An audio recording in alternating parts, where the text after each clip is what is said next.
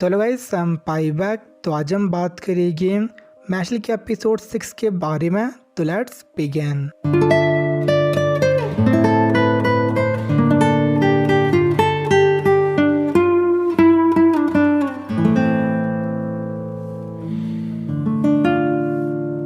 तो last episode में सिल्वा अपनी मैजिक से डॉट को ओवर पावर करके इंजर्ड कर देता है और डॉट को पता लग गया था कि उनके मैजिक का डिफरेंस बहुत ज़्यादा था। तो सिल्वा को बीट नहीं कर सकता और बस सोच रहा था कि जो लड़की थी वो उसे कैसे बचा सकता। ऐसा उसे लग रहा था मैश बिल्कुल यूज़लेस था और वहीं पे सिल्वा उसका मजाक उड़ा रहा था और डॉट को एक चांस देता है जिसमें अगर डॉट उसके मैजिक की 5 हिट को एंड्योर करता है तो लड़की को छोड़ देगा। और उस पूरे चैलेंज में सिल्वा एक सिल्वर कॉइन को भी बैट कर देता है। तो डॉट इसे एक्सेप्ट कर देता है। ऐसा उसे लग रहा था कि 5 हिट को वो किस तरह सरवाइव कर देगा, लेकिन तभी सिल्वा बताता है कि उसके साथ साथ मैश को भी 5 हिट खाने पड़ेगी। लेकिन डॉट को लग रहा था कि पूरी प्रॉब्लम उसकी थी और मैश इस चीज़ में गलती से फंस गया था। तो डिसाइड करता मैश के हिट को भी अपने ऊपर लेने का, मतलब कि अब डॉट 10 हिट को एंड्योर करने वाला था। और इसके बाद सिल्वा अपने अटैक शुरू करता है और डॉट किसी तरह से 9 अटैक को एंड्योर कर देता है। लेकिन 10वां अटैक बहुत ज़्यादा पावरफुल था जिससे डॉट वहीं पे गिर जाता है, पर फिर भी डॉट की तरह से फिर से खड़ा हो जाता है और अब उसने 10 हिट को एंड्योर कर दिया था। बट तभी वो फिर से ज़मीन पे गिर जाता जिस पे सिल्वा उसका मजाक उड़ा रहा था और अब उनके पास कोई ऑप्शन नहीं थी। तो डॉट मैश को कहता है उस लड़की को लेके वहाँ से भागने को, बट तभी वो लड़की अपने ट्रू कलर शो करती है एज वो पहले से ही सिल्वा से मिली थी और वो दोनों उसका मजाक उड़ा रही थी और इस पूरी चीज़ पे डॉट को विश्वास नहीं हो रहा था। और तभी मैश एक क्रीम पफ की मदद से सिल्वा का मुंह बंद कर देता है एज वो लोग हद से आगे बढ़ गए थे और वो उसे कहता कि अब उसकी बारी थी 10 हिट को एंड्योर करने की। और लैंस मैश के लिए बहुत ज़्यादा चिंतित था एज वर्ल्ड में डिफरेंट टाइप के मैजिक एग्जिस्ट करते हैं जिसमें वाइट मेजेस स्कॉलरशिप या सपोर्ट मैजिक में एक्सेल करते हैं और वहीं पे रेड मेजेस कॉम्बैट में एक्सेल करते हैं। और मैश बस अब तक वाइट मेज को फेस करता आया था, जबकि रेड मेजेस बहुत ज़्यादा पावरफुल होते हैं और उनमें मल्टी मार्क वाले भी बहुत ज़्यादा कॉमन होते हैं और वो कॉम्बैट में मैश को इक्वलाइज या फिर सरपास भी कर सकते हैं। और वहीं पे सिल्वा अब भी मैश और डॉट की बेइज्जती कर रहा था और डॉट पर अटैक करने वाला था, पर मैश बीच में आके उस पर अटैक कर देता है। लेकिन सिल्वा इस चीज़ को अपने मैजिक से रोक लेता है और वो बहुत ज़्यादा श्योर था कि मैश उसे कभी भी डिफीट नहीं कर सकता एज उसने फर्स्ट ईयर में ही 2 गोल्ड कॉइन अर्न कर दिए थे, जो कि शो करता है कि वो कितना स्ट्रांग था।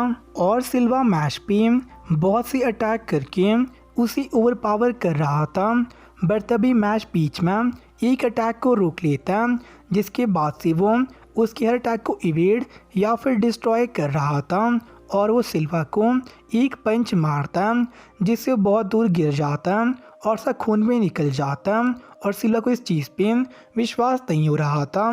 तो मैश पे एक और स्ट्रॉन्ग अटैक करता लेकिन मैश उसके अटैक के साथ साथ उसे भी नॉकआउट कर देता और अब सिल्वा को समझ आ गया था कि वो मैश को नहीं हरा सकता। लेकिन तभी मैश वहाँ से पीछे हट जाता ताकि सिल्वा फिर से खड़ी हो सके एज अभी उसने बस 2 ही हिट मारे थे और अभी 8 और बाकी थे। और ये सुन के सिल्वा बहुत ज़्यादा डर जाता एज अगर उसे एक और हिट लगता तो मर भी सकता था और वो सोच रहा था कि सिचुएशन से वो अपने को कैसे निकाल सकता। और तभी वहाँ पे एक फर्स्ट स्कॉर्पियन आ जाता जिसके सिर का स्टोन स्टार शेप का था, जो कि शो कर रहा था कि उसकी वर्थ 1 सिल्वर से ज़्यादा थी, मतलब कि वो बहुत ज़्यादा स्ट्रांग था। और अब सिल्वा सोच रहा था कि जब मैश उससे फाइट करेगा तो वहाँ से भाग जाएगा, लेकिन मैं स्कॉर्पियन को बस एक अटैक में नॉकआउट कर देता जिससे सभी वहाँ पे बहुत ज़्यादा सरप्राइज थे और साथ ही मैश को स्कॉर्पियन का स्टारशिप स्टोन भी मिल जाता है। और ये देख के सिल्वा अब हार मान चुका था, लेकिन मैश उस पर कोई भी अटैक नहीं करता एज वो उसके लिए बैड फील कर रहा था। और इसके बाद मैश अपना ध्यान उस लड़की पे देता जिस देख के लड़की बहुत ज़्यादा डर जाती है और उसे समझ नहीं आ रहा उसे क्या करना चाहिए। तो लड़की फिर से अपनी एक्टिंग शुरू करती है और उन्हें स्टार्ट कर देती है और उसे लगता कि मैच पिघल चुका था, बट मैच उसे जर्मन सुप्लेक्स लगा देता एज मैच जेंडर इक्वालिटी में बिलीव करता। तो इसके बाद सब कुछ एंड हो गया था और मैच अपने फ्रेंड से फिर से मिलता जहाँ पे लेमन उसके लिए बहुत ज़्यादा वरिड थी। और वहाँ पे जो कुछ भी हुआ था उससे टॉट अपसेट फील कर रहा था, लेकिन जब लेमन उससे कुछ बात करती है तो फिर से चीयर अप हो जाता है और वो मैच से माफ़ी मांगता है और उसके लिए थैंकफुल फील कर रहा था। और अब वो दोनों भी क्लोज आ गई थी और तब लैंस उन्हें बताता कि लैंग टॉम कॉइन्स के लिए हंट कर रही थी और उनका मेन टारगेट एडलर टॉम ही था। तो लैंग टॉम में सभी मॉडलिस्ट थे जो कि बर्थ राइट को सबसे वैल्यू करते थे, तो नहीं चाहते उनके जैसे nobody's bureau of magic को ज्वाइन करें और उन्हें रोकने के लिए वो कुछ भी करने को तैयार थे। तो भी ग्रेट वॉर होने वाली थी कॉइन्स के लिए लैंग टॉम के एलीट ग्रुप मैजिक लूपस के अगेंस्ट में। और इसके बाद जो मैच ने 3 कॉइन अर्न किए थे, 2 जायंट स्कॉर्पियन से और एक सिल्वा से, वो पिछले 2 कॉइन साथ कंबाइन होके एक गोल्ड कॉइन बन जाता। और इसके बाद हम एक फ्लैशबैक देखते हैं जहाँ पे स्टूडेंट्स को डॉम असाइन की जा रही थी।